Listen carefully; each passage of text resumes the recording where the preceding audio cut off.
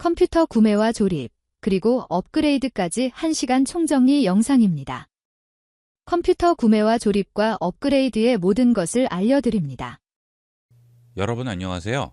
컴퓨터 구입할 때나 업그레이드 할 때 어떤 것을 구매해야 하는지 어려워하는 분들이 많습니다. 대충 구매하려는 부품의 종류와 가격대만 알고 계셔도 속아서 손해보는 것을 방지할 수 있겠죠. 그리고 부품을 잘못 구매해서 낭패보는 경우를 없앨 수 있습니다. 이번 시간은 컴퓨터 구매나 업그레이드 시에 제품을 제대로 구매하는 방법을 알아보겠습니다.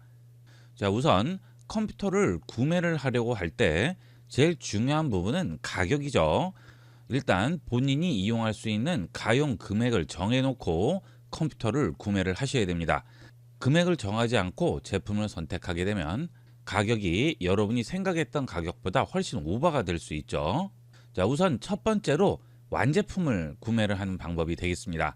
자, 현재 가장 안전하게 완제품으로 구매할 수 있는 것은 델 컴퓨터가 되겠습니다. 자, 그 대신 델 컴퓨터의 경우에는 조립 컴퓨터보다는 가격이 약간 더 비싸게 되겠죠. 델.co.kr 들어오시면 컴퓨터 및 액세서리라고 나오는데요. 여기서 데스크탑 및 올인원으로 들어가시게 되면 전체 데스크탑 및 올인원 제품북이라고 있습니다. 자, 여길 들어가면 가격대에 맞는 컴퓨터를 구매할 수 있죠. 자, 이런 경우에는 따로 복잡하게 제품을 선택을 하고 할 필요 없이 가격대에 맞춰서 구매를 할 수 있습니다. 자, 예를 들어서 80만 원 정도 선의 제품을 구매하려고 한다면 여기서 가격대를 보시고요. 해당 제품을 클릭하고 들어가시게 되면 제품에 대한 부품들을 좀 더 자세하게 선택을 할 수 있죠. 예를 들어 인텔 코어 i5로 선택했습니다. 자, 그러면 가격이 대략 20만 원 정도 올라가게 되죠.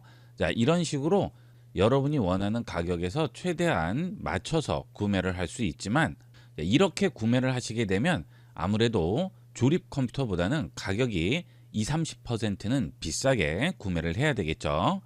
자, 그 다음은 두 번째 방법은 대형 온라인 쇼핑몰에서 완제품을 구입을 하는 경우가 되겠죠. 그 경우도 조립 컴퓨터가 되겠죠. 자, 각각의 부품을 업체에서 조립을 해서 판매를 하는 방식이기 때문에 그 경우도 조립 컴퓨터가 되겠습니다. 자, 예를 들면 컴퓨존이라든지 다나와 같은 곳이 있겠죠. 자, 컴퓨존 같은 경우에는 조립 PC라고 있고요. 여기에 보면 종류별로 구매를 할 수 있습니다. 추천 조립 PC 선택을 하시게 되면 추천하는 조립 PC들이 나오게 되죠. 여기서 구매를 하시면 최대한 문제가 생기지 않는 부품들 조합으로 조립을 해서 택배로 발송을 하게 됩니다. 그 다음 다나와 같은 경우에도 조립 PC라고 있죠. 자, 여기도 가격대별로 선택해서 조립 컴퓨터를 구매를 할 수 있습니다. 그 다음 컴퓨터 부품을 고르는 방법을 보도록 하겠습니다. 자, 가장 간편하게 볼 수 있는 곳이 다나와인데요. 가격대는 온라인 쇼핑몰마다 다 다를 수가 있기 때문에 일단 다나와에서 기본 제품들을 선택을 하고 여러분이 원하는 쇼핑몰에서 따로 구입을 하는 게 좋겠죠. 자, 일단 다나와에 오신 다음 PC 경적 선택합니다. 그러면 우측에 CPU, 쿨러, 메인보드, 메모리, 그래픽 카드 등 여러 가지 부품들을 고를 수가 있습니다. 우선 CPU를 인텔과 AMD 중에 선택을 해야 되겠죠. 예전에는 거의 인텔 위주였지만 요즘은 인텔과 AMD 거의 비슷한 비율로 구매를 하시죠. 여러분이 원하는 CPU 종류를 우선 선택을 해야 되겠습니다. 자, 본인이 작업 용도로 이용을 할지 게임 용도로 이용을 할지 작업도 어느 정도 수준으로 이용을 할지에 따라서 CPU를 지정을 하고 CPU 속도도 지정을 해야 되겠죠. 자, 저는 AMD를 선택을 해 볼게요. 자, 그러면 AMD CPU 종류라고 나오죠. 인텔과 AMD 모두 세대가 높을수록 최근 CPU가 되겠습니다. 그리고 인텔은 코어라고 되어 있고 AMD는 라이젠이라고 붙어 있죠. 자, 이렇게 라이젠 뒤에 붙어 있는 숫자가 높을수록 고사양 CPU가 되겠죠. 자, 그 다음 인텔의 경우에는 코어 뒤에 i7, i9, i5 같이 여기 있는 숫자가 높을수록 고사양 CPU가 되겠습니다. 자, 그리고 인텔의 경우 요즘 명칭이 바뀌었죠. 그 전에는 몇 세대, 몇 코어 이런 식으로 붙였었는데 이번에 바뀌었죠. 코어 울트라로 바뀌었습니다. 울트라 뒤에 있는 숫자가 높을수록 고사양 CPU가 되겠죠. 자, 그 다음 소켓이 있는데요. 자, 이 소켓은 종류가 굉장히 많습니다. 인텔의 경우에는 CPU가 새로 발표될 때마다 소켓을 계속 다른 소켓을 이용하게 됩니다. 즉 메인보드를 교체를 해야 된다는 얘기가 되겠죠. 자, 저 같은 경우도 이런 이유 때문에 AMD를 쓰고 있는데요. AMD는 2세대나 3세대 정도는 동일한 소켓을 이용하고 있기 때문에 새로운 CPU가 나오면 기존에 있던 메인보드에 그냥 장착만 해주면 되겠죠. 하지만 인텔의 경우에는 이렇게 세대가 바뀔 때마다 소켓 모양이 바뀌게 됩니다. CPU 모양이 바뀌는 거죠. 자, 그러다 보니까 보드를 또 새로 구매를 해야 되는 그런 문제가 있죠. 자, 저는 AMD CPU로 선택을 하고요. 그 다음 라이젠 7 6세대 최근 CPU로 지정을 해 보겠습니다. 자, 그 다음 코어 수가 있는데요. 코어는 이삿짐을 날라야 되는데 예를 들어 한 대의 트럭으로 이삿짐을 나르는 것보다는 10대의 트럭으로 동시에 이삿짐을 나르면 훨씬 빠르게 이삿짐을 나를 수 있겠죠. 자, 그게 이 코어가 되겠습니다. 자, 그 다음 스레드는 이삿짐 차량 뒤쪽에 트레일러를 더 붙였다고 생각하시면 돼요. 자, 원래 이 트레일러는 차량은 아니지만 뒤에 증서라는 개념으로 해서 적재량을 늘려주는 거죠. 자, 그래서 보통 스레드는 코어의 2배라고 생각하시면 되겠습니다. 자, 그래서 10코어면 20스레드가 되겠죠. 자, 그런 식으로 코어와 스레드는 서로 연관된 개념이 되겠습니다. 자, 저는 AMD를 선택을 했는데요. 선택을 해보면 이렇게 CPU가 나오고 있죠. 이 CPU는 그래픽카드 기능을 포함하는 CPU가 있고요. 포함하지 않는 CPU가 있습니다. 자, 예를 들어 9700X라는 CPU를 보도록 하겠습니다. 그러면 이 CPU에 대한 제품 정보가 나오고 있죠. 여기 보시면 16코어 32스레드라고 하고요. 그 다음 PCIe 5.0 규격을 이용한다고 하죠. 자, 이 PCIe 규격은 컴퓨터의 메인보드 안에서 데이터를 전송을 할 때 8차선 도로를 통해서 데이터를 전송할지 16차선 도로를 통해서 데이터를 전송할지 그 규격을 정하는 것이 PCIe 방식이 되겠습니다. 5.0이 가장 최근 방식이죠. 대부분 PCIe 4.0 방식인데요. 이번에 새로 5.0이 나오면서 앞으로 나오는 컴퓨터 부품들이 이 5.0 규격을 지원을 하게 되겠죠. 자, 그 다음 AMD 경우에는 지금 그래픽 아키텍처라고 들어가 있죠. 이것은 그래픽 카드 기능을 가지고 있다는 뜻이 되겠습니다. 물론 그래픽 카드 기능이 좋지는 않아요. 하지만 간단한 인터넷 서핑이라든지 유튜브 감상 또는 복잡하지 않은 워드 작업이라든지 엑셀 같은 작업들은 얼마든지 이용을 할 수 있겠죠. 컴퓨터를 구입해서 복잡한 작업을 하는 것이 아니라면 그래픽 카드를 꽂지 않고 CPU에 있는 그래픽 기능을 그대로 이용하는 게 좀 더 가성비 있는 선택이 되겠죠. 자, 그 다음 DDR5죠. 자, 이것은 메모리 방식인데요. 예전에는 DDR4를 썼는데 몇 년 전부터 DDR5로 거의 넘어왔죠. 2, 3년 전 컴퓨터를 구매하신 분들은 DDR4를 이용을 하실 거예요. 자, 그러면 컴퓨터에 메모리를 증설할 때도 DDR5를 사야 할지 DDR4를 사야 할지를 결정을 하셔야 되겠죠. 예전 메인보드인데 DDR5를 구매하시면 당연히 설치를 할 수 없겠죠. 여러분 메인보드에 들어가는 메모리 규격도 미리 알고 계셔야 되겠습니다. 업그레이드 할 때는 특히나 확실하게 알고 계셔야 되겠죠. 자, CPU를 하나 선택을 해 볼게요. 일단 담기 하겠습니다. 그 다음은 쿨러 튜닝이죠. 이 CPU는 상대적으로 발열이 높기 때문에 CPU를 식혀주는 쿨러가 필요합니다. 자, 여기 선택을 하게 되면 여러 가지 쿨러들이 나오게 되죠. 자, 이 쿨러들은 공랭과 순행 방식 두 가지가 있는데요. 공랭은 이렇게 라디에이터가 CPU에 붙어 있고요. 뒤에서 팬으로 이 라디에이터를 식혀주는 방식이고요.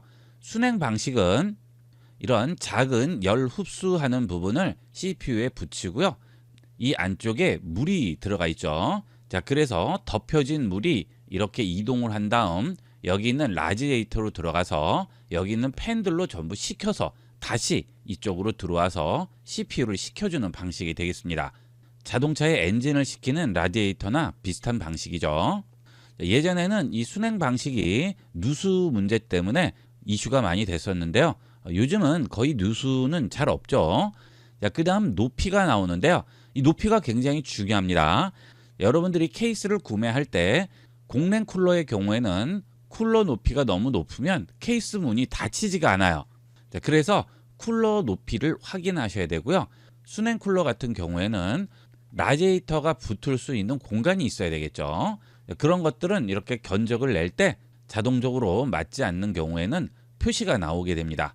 그리고 직접 조립을 해도 되겠지만 보통 이렇게 조립을 맡기는 경우가 많죠.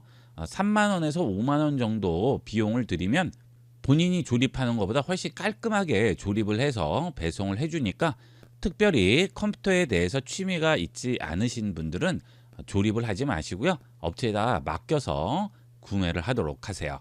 자, 그 다음 여러 가지를 선택을 할 수 있죠. 자, 여기서 쿨러들을 선택을 하시면 되겠습니다. 자, 저는 공랭 쿨러를 선택을 해볼게요. 자, 이거 선택을 했습니다. 자, 그 다음 메인보드를 선택해야죠. 자, CPU와 메인보드가 가장 중요하겠죠. 자, 메인보드를 만드는 회사들은 굉장히 많습니다. 이런 메인보드들 중에서 선택을 해야 되는데요. 저는 항상 이용하는 메인보드가 있어서 그 업체로 선택을 할게요. 그 다음 제품 분류 있죠? 인텔이냐 AMD냐. 자, 저는 AMD CPU 했으니까 AMD로 선택하겠습니다. 자, 그 다음에 칩셋이라는 게 있죠. 자, 여기에 보시면 굉장히 많은 칩셋들이 있습니다. 자, 우리가 앞서 CPU 종류를 많이 있는 걸 봤었는데요. CPU가 새로 나올 때마다 그 CPU가 지원하는 여러 컴퓨터 부품이나 장비에 대한 지원을 이 세부 칩셋에서 지원을 하게 됩니다. 자, 그래서 CPU가 아무리 지원을 하더라도 칩셋이 지원을 하지 못하면 안 되는 거예요. CPU의 명령을 메인보드에 전달하는 역할을 하는 것이 이 칩셋이 되겠습니다. 자, 그래서 새로운 CPU가 나오면 칩셋도 새로 발표가 돼요. 최신 칩셋일수록 좀 더 다양한 기능들을 제공하게 되겠죠. 물론 최근 칩셋일수록 가격은 더 비싸게 되겠죠. 자, 저는 이 칩셋을 선택을 해볼게요. 그 다음 이 메인보드 선택하겠습니다. 자, 그 다음 메모리가 있죠. 자, 앞서 말씀드렸던 대로 메모리가 DDR5인지 DDR4인지부터 결정을 하셔야 되겠죠. 자, 지금 최근 보드에는 당연히 DDR5 메모리겠죠. 앞서 CPU에서도 DDR5를 지원을 했었죠. 자, 메인보드도 마찬가지입니다. 자, 메인보드 보시게 되면 메모리를 어떤 것을 지원을 하는지 전부 나오게 돼요. 자, 여기 보시면 DDR5를 지원한다고 나오죠. 자, 그리고 메인보드에 보면 Wi-Fi 7, USB 4, PCI 5.0 이런 지원하는 기능들을 전부 보여주게 됩니다. 자, 이 내용만 잘 읽어보셔도 어떤 것을 지원하는지 다 알 수 있어요. 그 다음 제품 정보 보시면 이렇게 전반적인 내용을 알 수가 있죠. 그 다음 뒷면 포트에 어떤 것들을 지원을 하는지도 여기서 전부 확인을 할 수 있죠. 자, 그런 식으로 보면서 메인보드를 결정을 하시면 되겠습니다. 자, 저는 DDR5 메모리를 설치를 해보도록 할게요. 자, 그냥 이 메모리 선택을 할게요. 자, 그 다음 그래픽 카드가 있겠죠. 앞서 말씀드렸던 대로 CPU가 그래픽 기능을 지원을 하면 특별한 작업을 하지 않는다면 그대로 이용을 하셔도 상관이 없지만 복잡한 작업을 할 경우에는 그래픽 카드가 당연히 있어야 되죠. 자, 그때 어떤 그래픽 카드를 이용할지 여기서 선택을 해야 되는데요. 요즘 그래픽 가격이 천정부지로 치솟아서 황당한 가격대가 되었습니다. 여기 보시게 되면 예전에는 이 지포스라는 계열의 그래픽 카드에서 4060이면 가장 낮은 등급이었고 그 윗등급이 4070이었습니다. 그래서 4070 정도면 중급 사용자가 많이 이용을 했었는데 지금은 가격이 100만 원이 넘어가 버리죠. 전반적인 그래픽 카드 가격이 올라갔습니다. 현재 그래픽 카드는 지포스 계열과 라데온 계열, 그 다음에 아크 세 가지 계열이라고 보시면 되겠습니다. 자, 아크는 인텔에서 만드는 그래픽 카드고요. 지포스는 엔비디아에서 만들고 라데온 그래픽 카드는 AMD에서 만들고 있죠. 자, CPU를 만드는 AMD에서 그래픽 카드도 만듭니다. 자, 그런데 아무래도 이 지포스보다는 성능이 떨어지는 그런 문제가 있고 에러가 있어서 지포스를 많이 선호를 하시죠. 만약 영상 편집 같은 거를 위주로 하시는 분들은 아크를 많이 쓰기도 하는데 그래도 대부분 지포스를 많이 이용을 하십니다. 40, 60, 70, 80, 90까지 네 종류가 있죠. 자, 이제 얼마 안 있으면 50 시리즈도 나오게 될 텐데요. 많이들 기대를 하고 계세요. 자, 아래쪽으로 내려가 보면 벌써 합계 금액이 360만 원이 됐죠. 자, 일단 그냥 한번 견적을 내보는 거니까 이렇다는 것만 알고 계시면 되겠습니다. 자, 그 다음에 SSD 선택을 하시게 되면 여러 가지 SSD 업체들이 나오죠. 요즘은 이 하이닉스들 많이 이용을 하세요. 삼성도 많이 이용을 하시죠. 아무래도 우리나라에서는 AS 같은 문제도 있고 하기 때문에 삼성전자와 하이닉스 많이 이용을 하시는데요. 이 M.2 SSD도 속도의 차이가 있습니다. 자, 예를 들어 P41 플래티넘 들어가 볼게요. 그러면 리드, 라이트라고 나오죠. 이 M.2 SSD를 읽을 때 7000, 쓸 때 6500이라고 나오죠. 자, 이 숫자가 높을수록 속도가 빠릅니다. 얼마 전부터 PCIe 5.0 SSD가 새로 나왔죠. 자, 그것은 이 속도에 거의 2배 가까이 올라가게 됩니다. 자, 그런데 그 경우는 작업에는 영향을 많이 주지만 게임이라든지 일반적인 작업 용도로는 큰 영향을 주지는 않아요.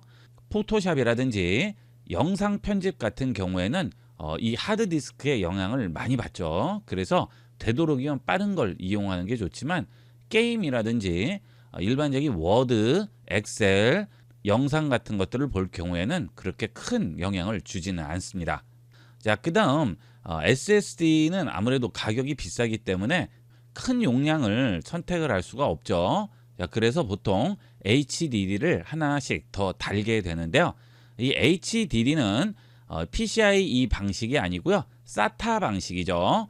컴퓨터 내부에서 데이터를 이동할 때 쓰는 이 SATA 방식이 있는데요. 이 방식으로 하드디스크를 연결하게 됩니다. 최근 SATA가 SATA3 방식이 되겠어요. 자, 이 방식을 선택을 하는 게 좋겠죠. 중요한 데이터들을 많이 저장을 할 경우에는 안정적인 하드디스크를 이용하는 게 좋겠죠.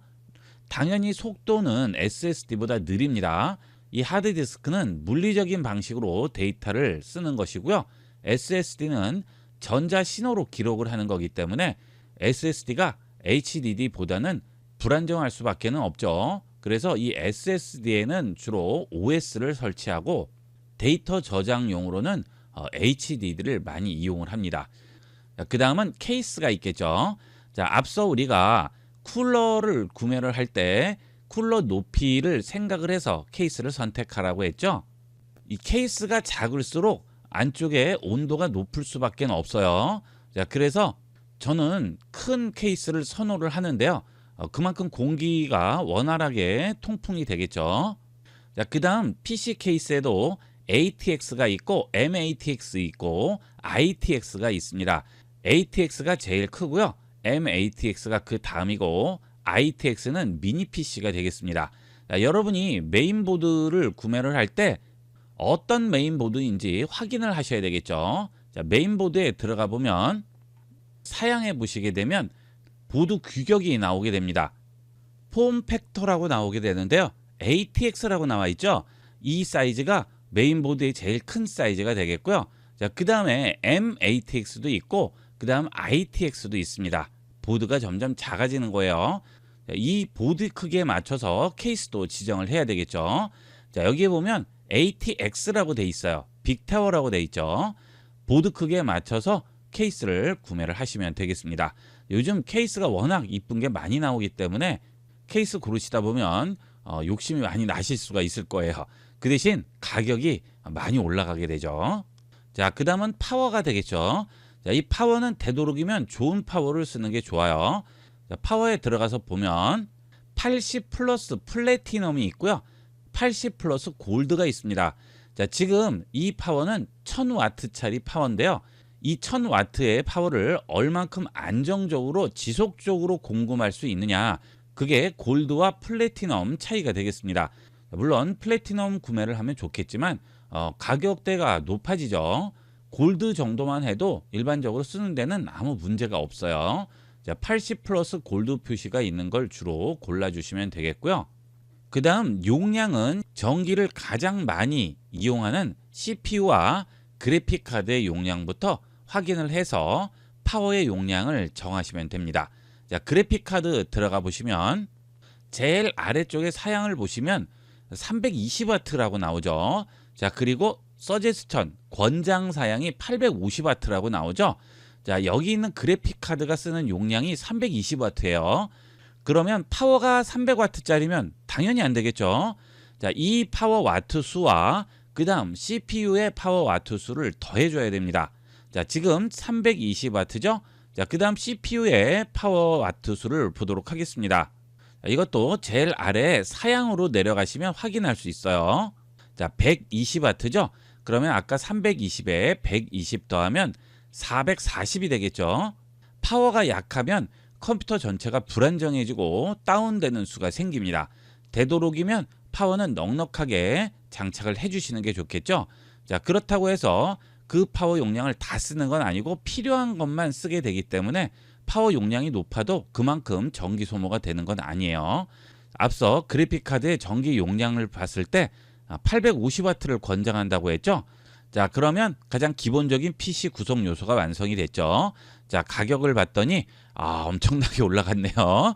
요즘 환율도 워낙 오르고 신제품이 나오는 시기라서 가격대가 굉장히 높아졌습니다.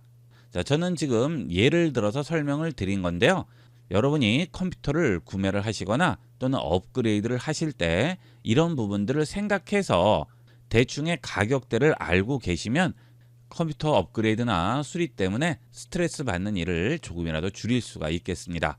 여러분이 수리를 맡겼는데 가격이 얼마라고 나오면 이렇게 다나와에서 대충의 가격을 한번 보시면 어느 정도의 가격대인지 알 수 있겠죠. 그 다음 네이버에 들어가셔서 여러분이 원하는 제품을 검색을 하시면 최저가 검색을 할 수 있겠고요. 그 다음 컴퓨전 같은 데 가서도 대충의 가격대가 얼마인지 간단하게 검색해서 찾아볼 수가 있습니다. 요즘은 인터넷 때문에 얼마든지 조금만 관심이 있으면 이런 정보들 다 찾아낼 수가 있어요.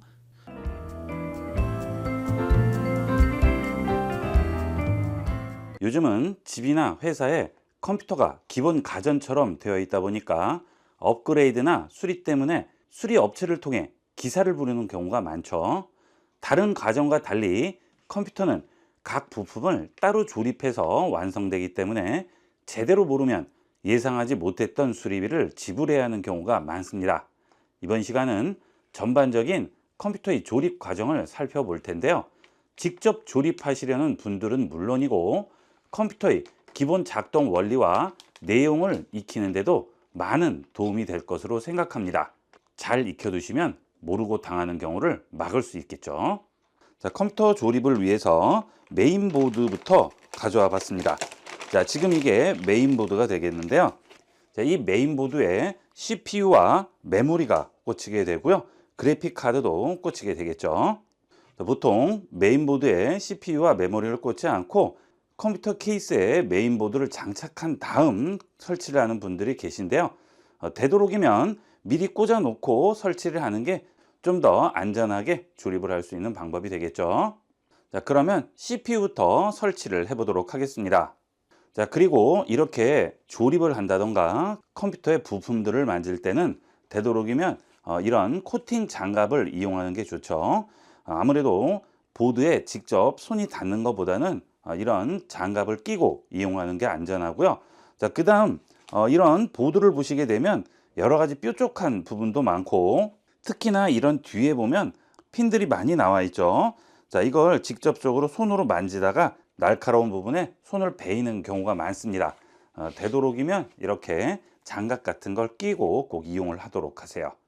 자, 그러면 여기 있는 이 CPU부터 꼽아 보도록 하겠습니다. 자, 이게 CPU인데요. 이 CPU를 이 부분에 꽂게 되겠죠. 자, 저는 지금 AMD CPU죠. 자, 인텔 CPU를 이용하시는 분들은 또 인텔용 보드를 이용을 해야 되겠죠. 저는 AMD CPU이기 때문에 AMD CPU용 보드를 이용합니다. 자, CPU를 장착을 해 볼게요. 자, CPU에 보시게 되면 여기에 걸쇠가 있죠. 자, 이 걸쇠를 눌러서 이렇게 빼게 되면 CPU 커버를 이렇게 제칠 수가 있죠. 자, 그러면 여기에 CPU가 들어가게 되는데요. 이 부분은 전부 핀들이 올라와 있어요. 자, 절대 여기에 손대면 안 되겠죠. 자, 핀이 휘거나 하면 제대로 접촉이 안 될 수가 있기 때문에 이 부분은 건드리면 안 되겠습니다. 자, 그 다음 이 핀 보호판이 있는데요. 이건 따로 뗄 필요가 없습니다. CPU를 얹어주고 덮으면 자동으로 떨어지게 돼요. 자, 그러면 CPU 장착을 해 보도록 하겠습니다. 자, CPU 뚜껑을 여시고요. CPU를 꺼내 보겠습니다. 자, CPU를 꺼내 보시면 뒷판에 보면 핀 같은 게 전혀 없이 맨들맨들하게 되어 있죠. 여기 있는 이 단자 부분에 여기 있는 핀이 접속이 되게 됩니다. 자, 이런 CPU 장착을 굉장히 겁내는 분들이 있는데요. 전혀 겁낼 필요 없어요. 자, 이 CPU를 보시게 되면 코너 부분 중에 한 군데에 이렇게 금색으로 된 화살표가 있습니다. 그리고 CPU 위에도 동그라미 표시가 나오고 있죠. 이 부분이 기준이에요. 자, 보드에 있는 CPU 꽂는 곳에도 그 표시가 있어요. 자, 여기에 보시면 화살표가 하나 보이죠? 나머지는 없습니다. 자, 여기에 맞춰서 이 부분을 위치시키면 되는 거예요. 자, 당연히 이런 식으로 꽂으면 안 되겠죠. 이 CPU에 있는 화살표와 보드에 있는 화살표만 맞춰서 위치를 시키면 됩니다. 자, 이렇게 해서 얹어주세요. 자, 그러면 딱 들어가게 됩니다. 손으로 살살 이렇게 움직여 보시면 제대로 딱 들어맞았는지 알 수가 있겠죠? 자, 이렇게 해서 끝났어요. 자, 그러면 이제 이 덮개를 덮습니다. 자, 그러면 제대로 들어가지가 않을 거예요. 자, 이 덮개 때문에 약간 떠 있습니다. 자, 이제 여기 있는 걸쇠로 눌러주게 되면 이 덮개가 떨어져 나와요. 자, 해볼까요? 자, 그러면 덮개가 간단하게 떨어져 나오죠? 자, 그 다음에 눌러주시면 됩니다. 자, 굉장히 세게 누르셔야 돼요. 자, 이렇게 조립하실 때 너무 세게 눌러서 이거 부러지는 거 아니냐 하시는 분들 계신데 그만큼 세게 접촉이 잘 돼야지만 제대로 신호가 통하게 되겠죠. 자, 그래서 꾹 눌러서 여기 있는 걸쇠를 걸어주시면 CPU 장착은 끝났습니다. 자, 그 다음 이 컴퓨터에서 제일 열이 많이 나는 부분이 어디일까요? 바로 CPU가 되겠죠. 이제 모든 연산은 전부 이 CPU에서 하기 때문에 가장 많이 열이 나게 됩니다. 이 열을 식혀주지 않으면 컴퓨터가 갑자기 다운된다든지 속도 저하가 일어나게 되겠죠. 자, 그래서 여기는 쿨러를 꼭 설치를 해 주셔야 되는데요. 쿨러를 설치해 보도록 하겠습니다. 자, 쿨러 설치를 위해서 CPU 옆에 있는 이 가이드부터 빼주도록 하겠습니다. 자, 기본 가이드를 이용을 하는 것은 CPU에 포함되어 있는 쿨러인데요. 자, 그 CPU에 포함되어 있는 쿨러는 아무래도 쿨링 성능이 떨어지기 때문에 CPU 쿨러를 다른 것으로 이용을 하시죠. 보통 수냉 쿨러라든지 공냉 쿨러들을 이용하게 되죠. 저도 이걸 빼주도록 하겠습니다. 자, 이걸 뺄 때도 이 나사가 보드에 떨어지지 않게 조심해야 되겠죠. 보통 이 보드에는 전부 코팅이 되어 있기 때문에 별 문제는 없지만 그래도 안전하게 하는 게 좋겠죠. 자, 이렇게 나사는 전부 빼주도록 할게요. 이 CPU 쿨러 장착하는 방법은 제조사마다 전부 다르기 때문에 그 제조사에서 나오는 설명서를 잘 보시면 설치 방법이 나와 있습니다. 자, 제 쿨러의 설명서인데요. 이 쿨러 설명서 보면 이런 식으로 어떻게 장착하라고 전부 나와 있죠. 자, 그 다음 여기에 보시면 쿨러들의 전부 AMD, 그 다음 인텔 이렇게 써 있습니다. 여러분 CPU에 맞춰서 이용을 하시면 되겠죠. 자, 저는 인텔이 아니고 AMD이기 때문에 AMD로 설치를 하도록 하겠습니다. 자, 그리고 가이드 자체가 인텔과 AMD는 다릅니다. 자, 인텔 CPU에는 보면 가이드가 이런 모양으로 생겨 있죠. 자, 이런 가이드도 있고 이런 가이드도 있는데요. AMD는 가이드가 이렇게 생겼어요. 그래서 잘못 장착할 이유가 없습니다. 나사가 들어가지 않아요. 이렇게 위쪽에 하나 설치하고요. 아래쪽에도 설치합니다. 자, 그리고 이런 가이드 설치를 할 때 과다한 힘으로 꽉 조이는 분들 계신데요. 너무 과다하게 조이면 좋지 않죠. 적당한 세기를 조절을 해서 꽉 조이게 되면 더 이상 조이지 않는 것이 좋습니다. 자, 그 다음 써멀 그리스를 발라줘야 되는데요. 이 써멀 그리스는 뭐 여러 가지 방법으로 바르는 분들이 계십니다. 자, 이렇게 X로 해서 당구장 표시 같이 찍는 분도 계시고요. 중앙에 하나만 찍는 분도 계시고, 이렇게 십자 표시로 찍는 분도 계시고, 다양하게 있습니다. 자, 이 써멀 그리스 찍는 방법도 쿨러 안내서에 대부분 나와 있으니까 거기서 안내하는 대로 그대로 찍어 주시면 되겠죠. 자, 제 쿨러의 경우에는 이렇게 찍으라고 나와 있네요. 조금 크게 중앙에 찍고, 자, 코너 부분에 이렇게 찍어 주라고 합니다. 자, 너무 과다하게 찍어 주는 건 좋지 않겠죠. 자, 이 써멀 그리스는 비전도성이기 때문에 바깥으로 세워 놔도 큰 상관은 없지만 되도록이면 안에만 들어가는 게 좋겠죠. 자, 여기에 써멀 그리스를 발라주도록 하겠습니다. 자, 이제 쿨러를 가져왔어요. 자, 제 쿨러 같은 경우에는 이렇게 위에 덮개가 씌워져 있는데요. 여러분 같은 경우에는 여기에 비닐이 덮여 있는 경우도 있을 겁니다. 반드시 떼어내야 되겠죠.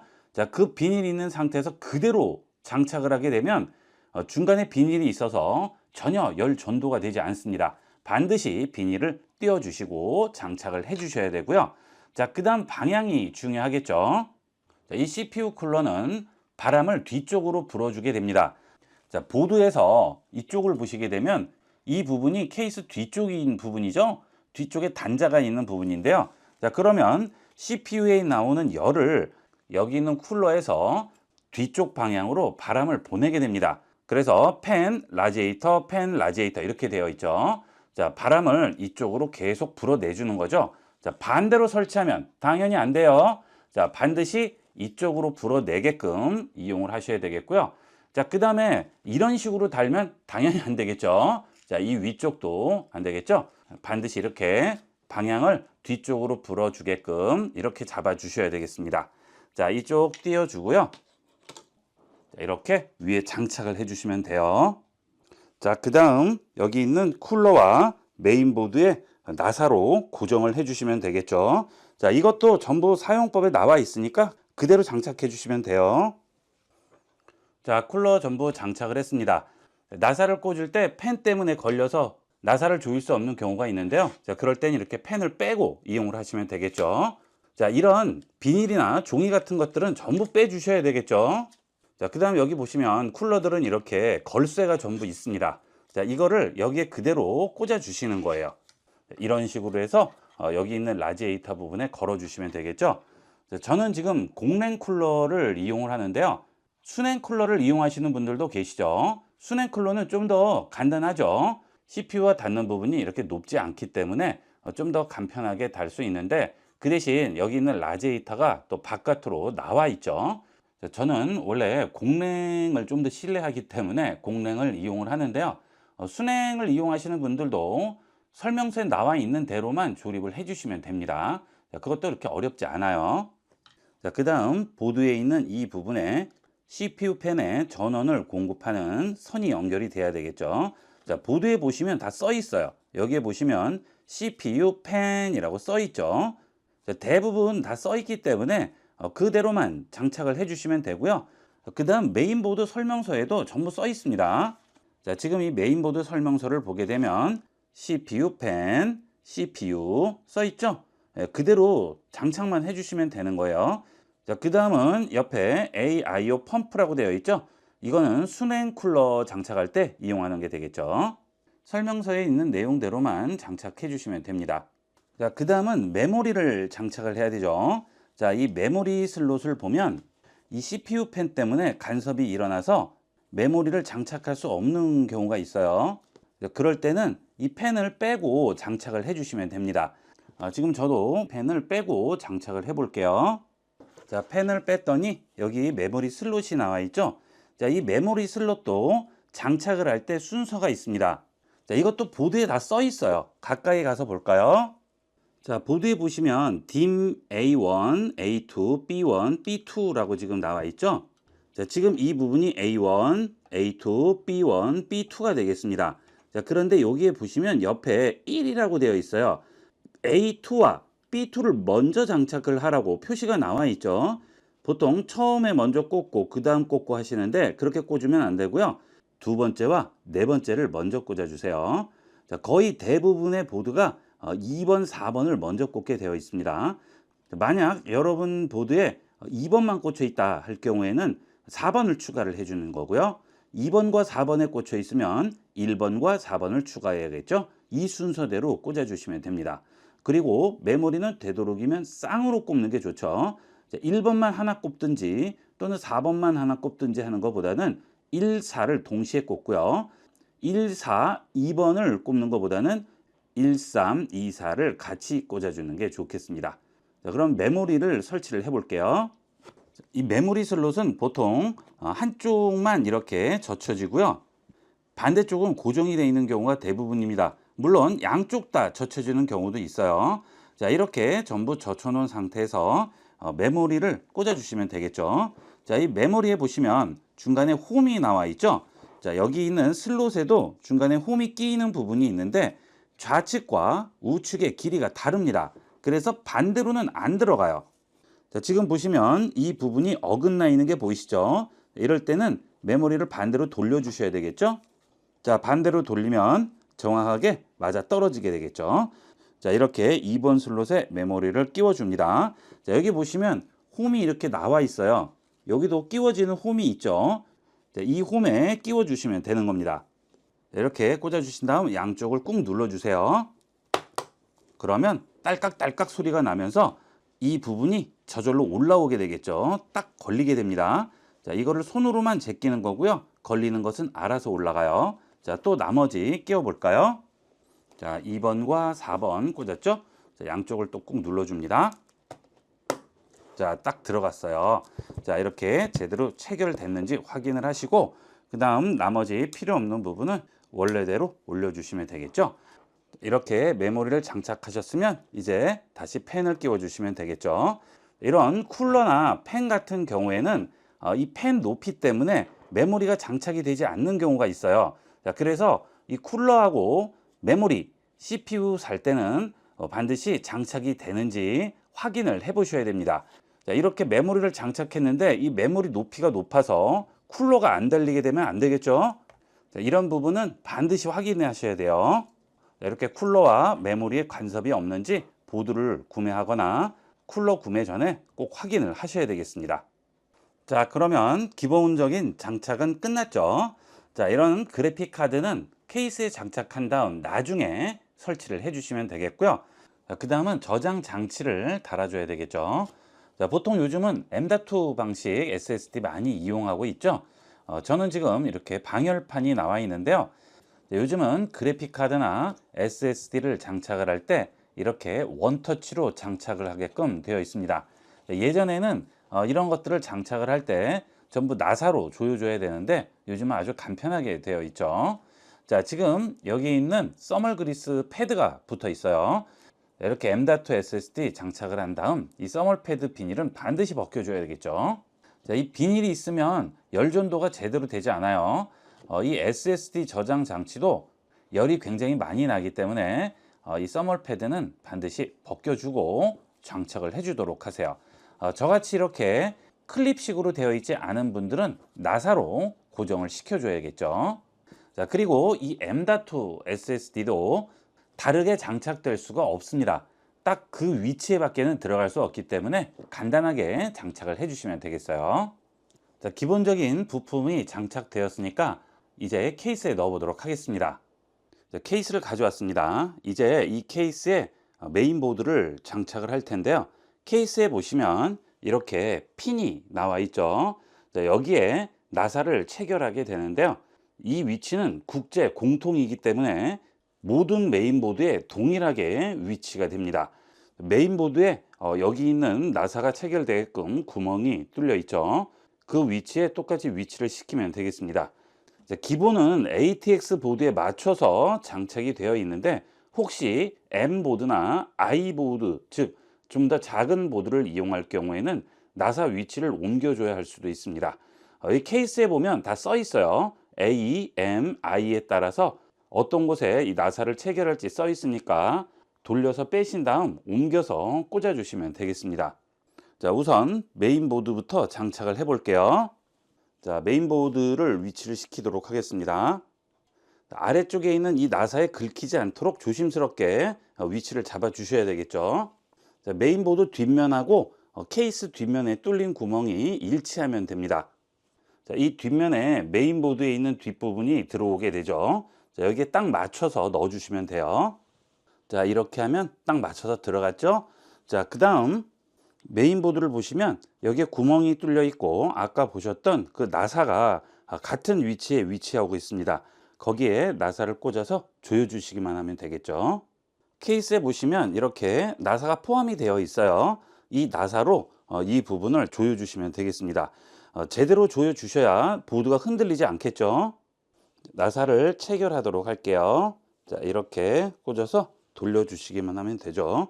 자, 이 나사를 체결을 할 때는 되도록이면 이 메인보드에 나사가 떨어지지 않게 좀 조심해서 체결을 하셔야 되겠습니다. 자, 이제 파워를 케이스에 장착한 다음 이런 파워를 꽂는 곳, 그 다음에 그래픽 카드에 파워가 들어가는 곳, 보드에 파워 들어가는 곳에 각각 전원선을 연결을 해 주시면 되겠습니다. 파워를 가져왔는데요. 자, 이게 컴퓨터에 들어가는 파워죠. 자, 이 파워는 풀 모듈러라고 해서 연결할 수 있는 전원선을 원하는 곳에만 꽂아서 이용할 수가 있습니다. 자, 여기 보시면 메인보드 MB라고 있죠. 자, 여기에 메인보드 전원이 들어가는 것이고요. 자, 그 다음 CPU, PCIe라고 되어 있죠. CPU에도 전원이 공급돼야 되기 때문에 CPU 전원선은 여기에 들어갑니다. 그리고 PCIe라고 되어 있고요. 여기도 또 CPU, PCIe라고 되어 있죠.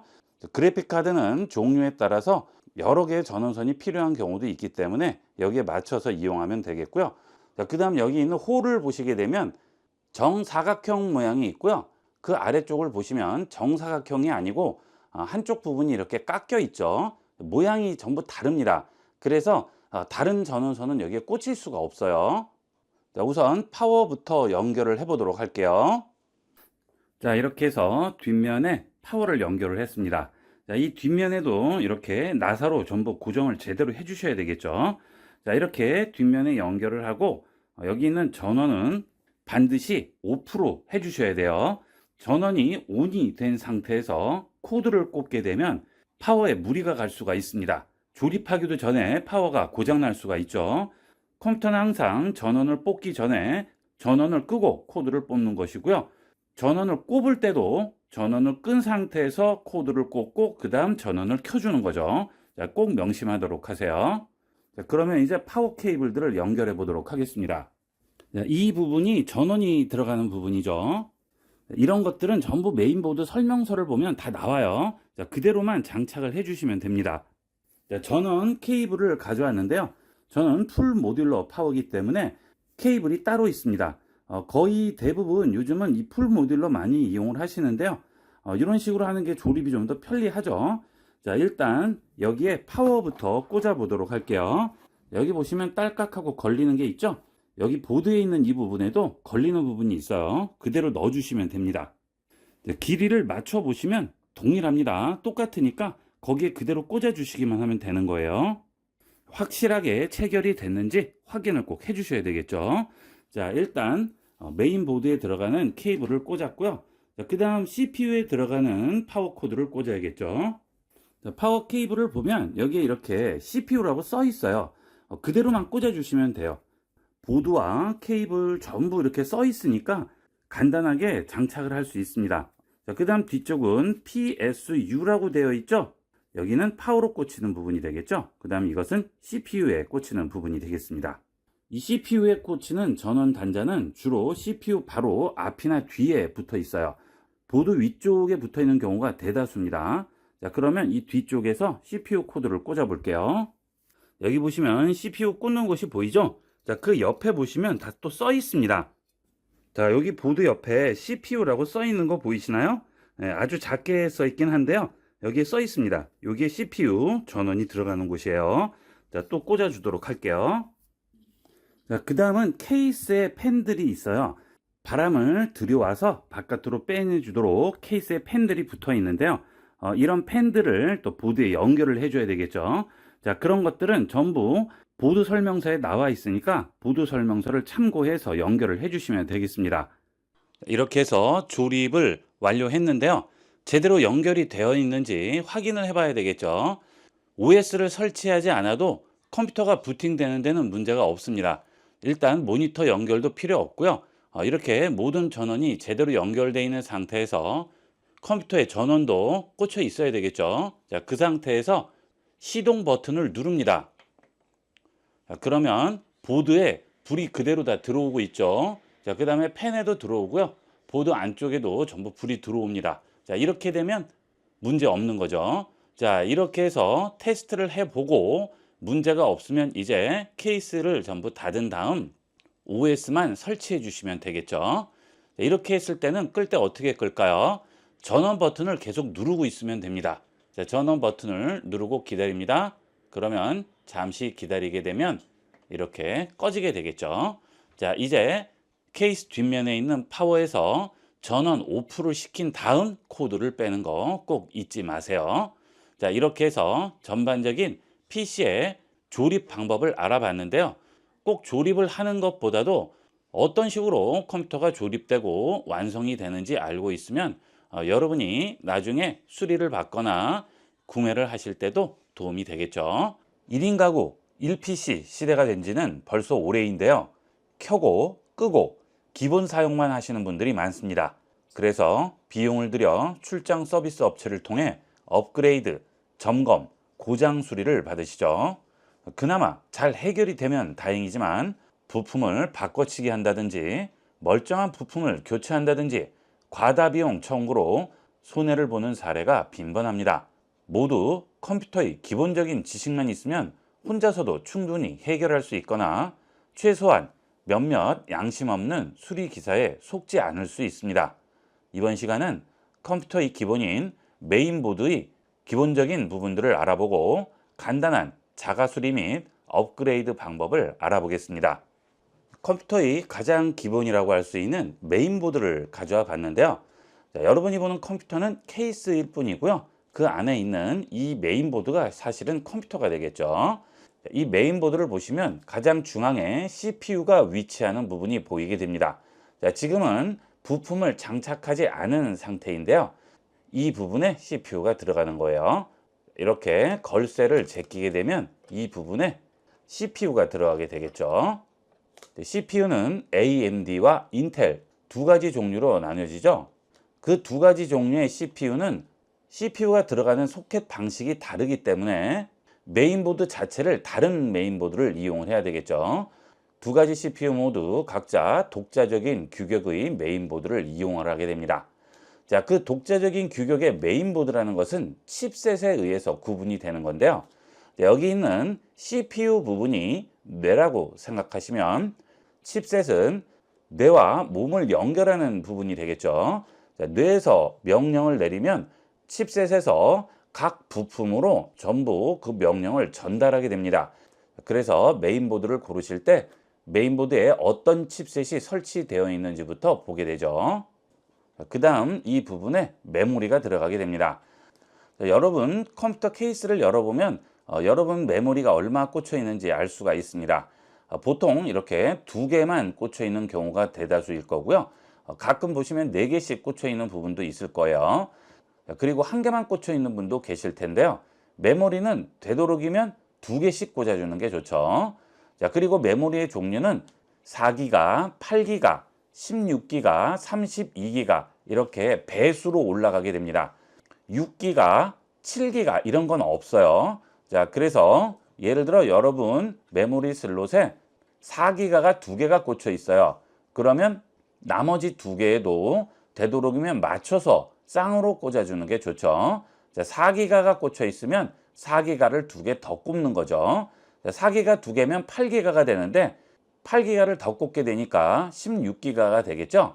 자, 컴퓨터 속담 중에 가장 많이 들어본 말이 램은 많을수록 좋다는 그런 얘기 한두 번씩은 들어보셨을 텐데요. 램이 많아지면 속도가 빨라지는 것도 있을 수 있겠지만 가장 중요한 부분은 동시에 여러 개의 작업을 할 수 있다는 것이 되겠습니다.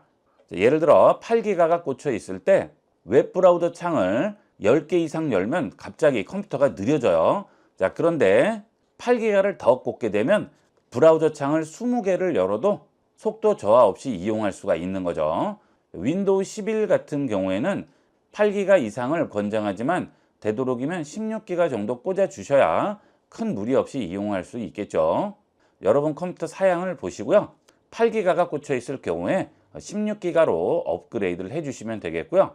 4기가가 2개가 장착되어 있을 경우 4기가를 2개 더 구매를 하셔서 꽂아주시면 컴퓨터 이용하실 때 좀 더 쾌적하게 이용할 수가 있겠죠. 그 다음 이 메모리의 경우는 4개를 한꺼번에 꽂는 것보다는 2개만 꽂아주는 게 좀 더 빠르게 이용을 할 수 있습니다. 물론 엄청난 차이는 나지 않지만 이왕이면 조금이라도 더 빠른 게 좋겠죠. 그래서 4기가를 4개 꼽는 것보다는 8기가를 2개 꽂아주는 게 더 좋죠. 그런 식으로 운영을 하시면 되겠습니다. 그 다음 저 같은 경우 이렇게 SSD를 꽂을 수 있는 부분이 있죠. 이 SSD는 M.2 SSD인데요. 이렇게 슬롯이 있죠. 여기에 M.2 SSD를 꽂게 됩니다. 이렇게 M.2 SSD를 꽂고 그 위에 열기를 방출할 수 있는 이런 방열판을 달아서 좀 더 안전하게 이용하게 되는 거죠. 그 다음은 PCIe 슬롯이라고 하는데요. 이 부분에 그래픽 카드가 장착이 되죠. 여러분 컴퓨터의 CPU가 그래픽 카드 기능을 포함을 하고 있는 CPU가 있고요. 포함을 하지 않는 CPU가 있습니다.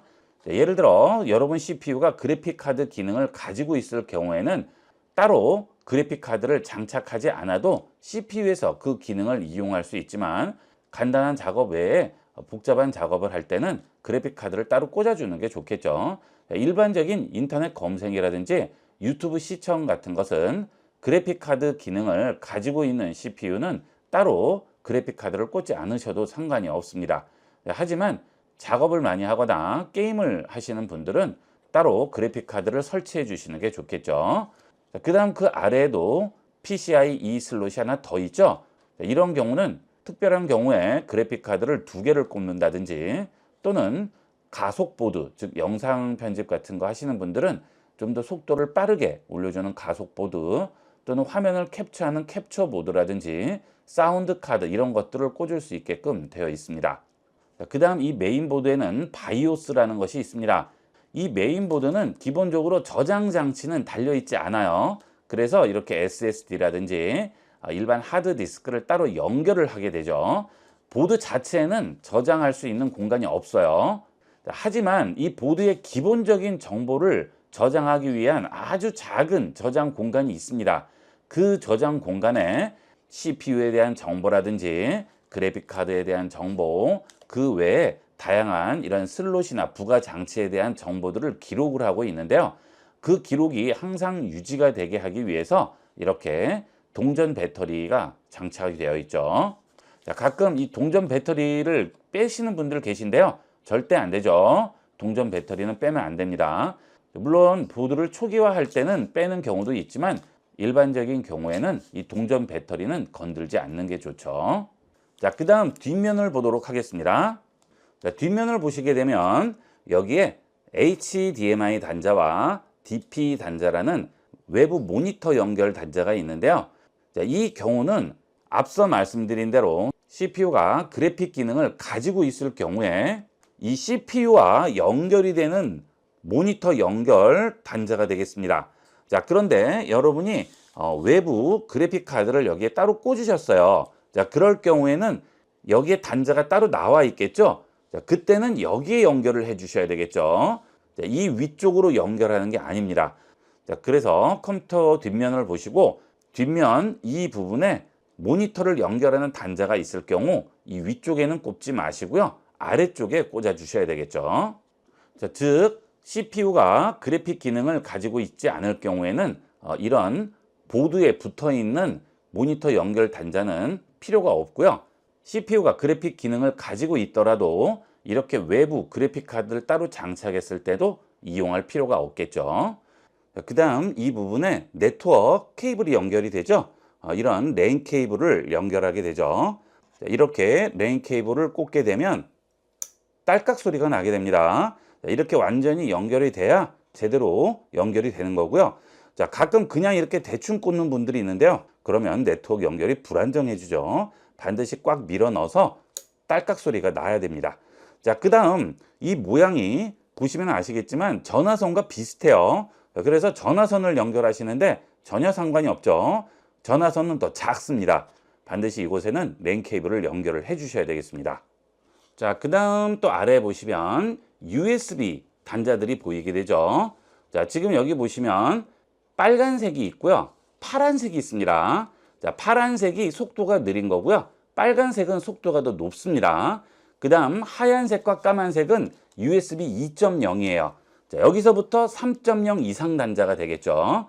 자, 그 다음에 USB-C라는 것은 이 모양을 얘기하는 거지 속도하고는 상관이 없습니다. USB 3.0도 여러 단계가 있죠. 자, 저 같은 경우 이 보드 뒤에 써 있어요. USB-C 단자인데 여기는 40기가, 이것도 40기가, 그 다음 여기는 10기가라고 써 있고 여기도 10기가라고 써 있죠. 자, 이렇게 10기가로 써 있는 것은 단자와 상관없이 전부 동일한 USB 속도를 가지고 있고, 그 다음 이렇게 파란색으로 되어 있는 것은 5기가죠. 자, 그 다음 저 같은 경우 와이파이 단자가 붙어 있고요.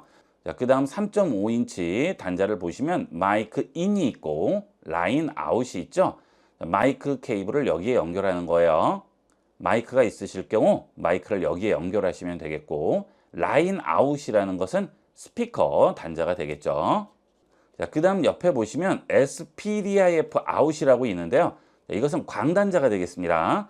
광단자는 음손실이 없죠. 그래서 여러분 스피커나 또는 외부의 사운드 카드나 앰프 같은 것을 이용하시는 분들은 이런 광단자를 이용하시면 손실 없이 좀 더 깨끗한 음을 들으실 수가 있어요.